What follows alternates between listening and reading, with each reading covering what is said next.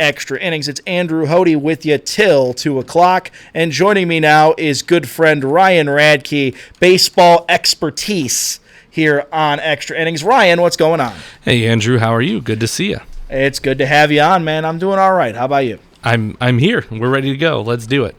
All right, let's do it. Let's talk some Guardians. All right, so the series probably not going exactly as it should. And the fact is we did split with the Minnesota Twins. So that's not the Twins, the White Sox. So the Minnesota Twins, though, getting swept by the Royals, I think significantly helps out the Guardians here. They're only a half game behind for the AL Central title right now. So, Ryan, what's going on? What do you make of this AL Central that appears to be a mess? Well, nothing has changed for the Guardians. They float just below 500 and occasionally touch 500, which they just did. So here's the problem for the Guardians. We're sitting here saying, well, the Twins did us a favor.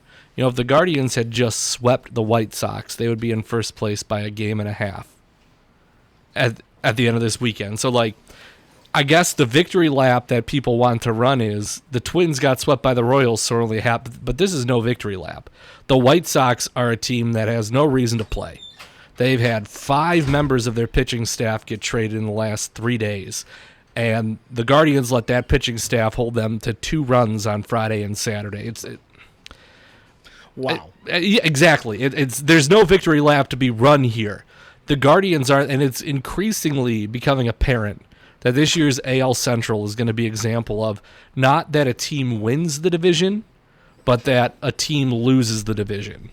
The Twins and Guardians are going to keep losing, and someone is going to happen to be in first place at the end of the year. That's the path. I mean, still trouble for the Guardians. The Twins still have 25 of their remaining games against teams that are under 500. The Twins have an easier path. All they have to do is figure out how to put it together marginally, and they have an easier path to this than the Guardians. It still remains the fact. Here's the thing to think about, too. I mean, they just got swept by one of the worst teams in the AL, in the Kansas City Royals. So that doesn't necessarily mean the Minnesota Twins are much better than we are. But they had an easier schedule and an easy opponent this weekend, and they didn't take advantage of it. Sometimes you run into teams at the wrong time. What's his name? Bobby Witt Jr. is as hot as you'll ever see a baseball player be right now, and the Twins ran into him.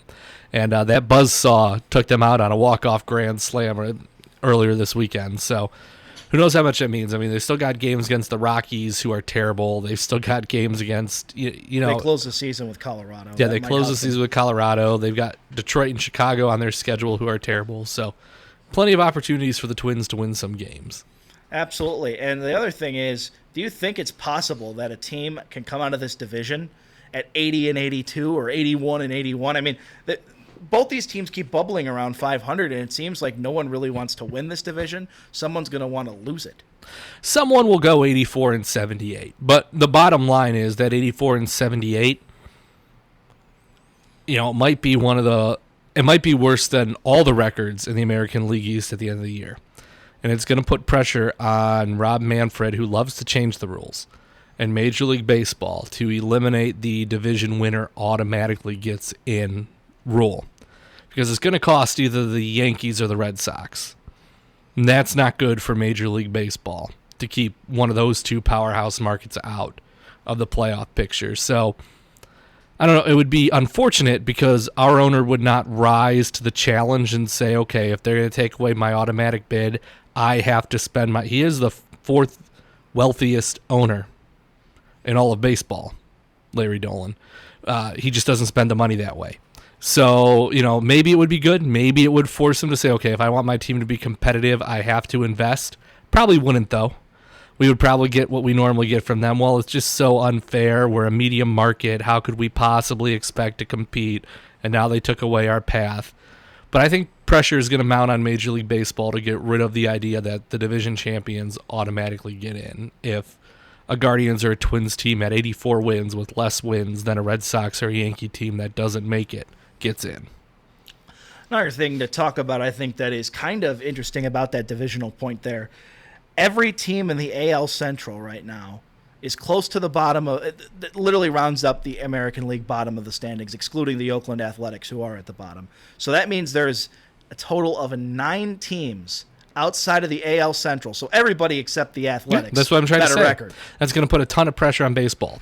The Mariners organization has invested money. They've tried to build a team. The Angels have invested money. They've tried to build a team. Both of those teams are probably going to miss the playoffs.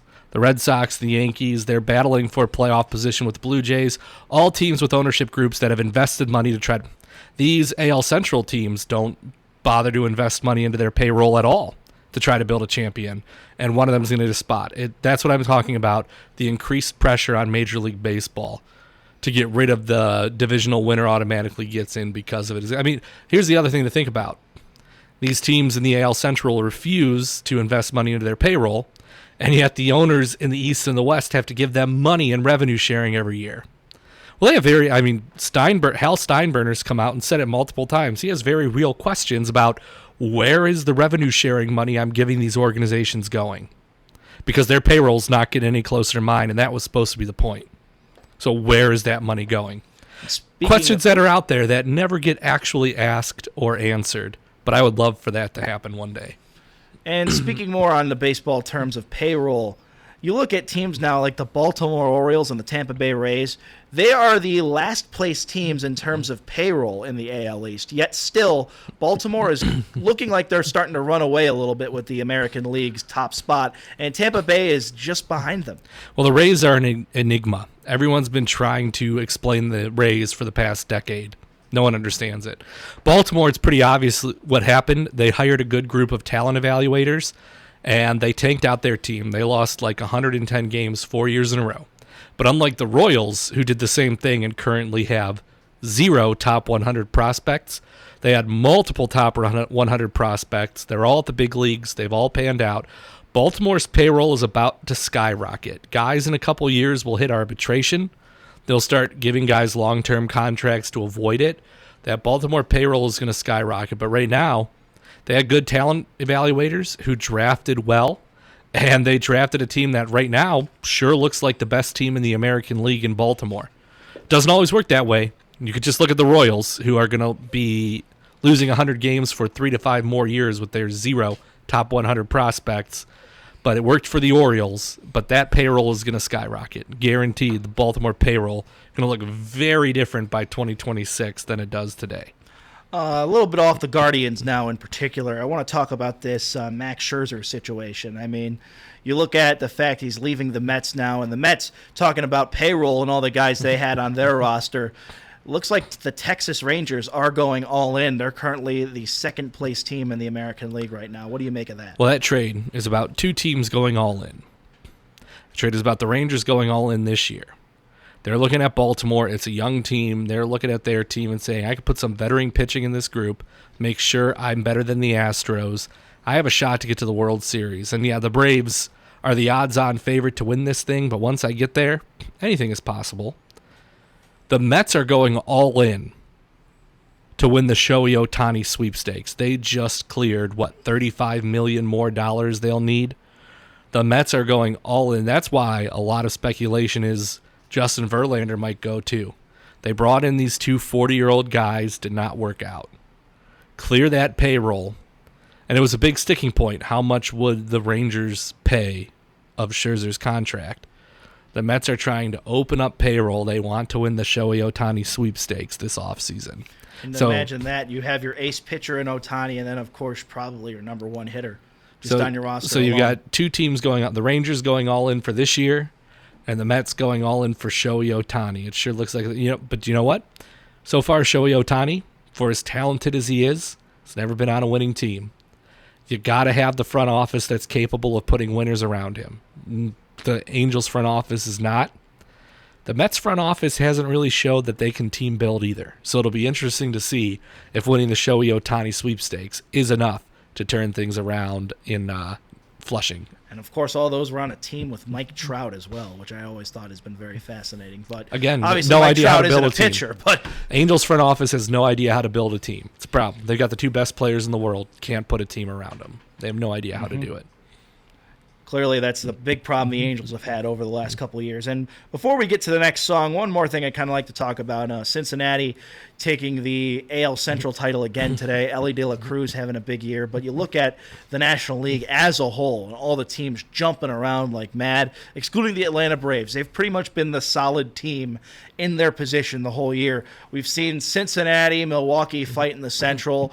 Arizona led the West at one point. Then the Dodgers led it. Then the Giants led it. Now it's back to the Dodgers. This whole National League wildcard picture seems like it's pretty random. In the American League, it seems pretty set in stone who we're going to see, and the Central is just between Minnesota and Cleveland. What do you make of the National League wildcard race and how it really just seems like it's Atlanta and everybody else? Oh, it's definitely up in the air. I mean, no one's as good as the Braves. That is down there. The Dodgers are probably the closest. They have their trouble. You know, the thing about the Reds that makes them dangerous, their pitching isn't that good.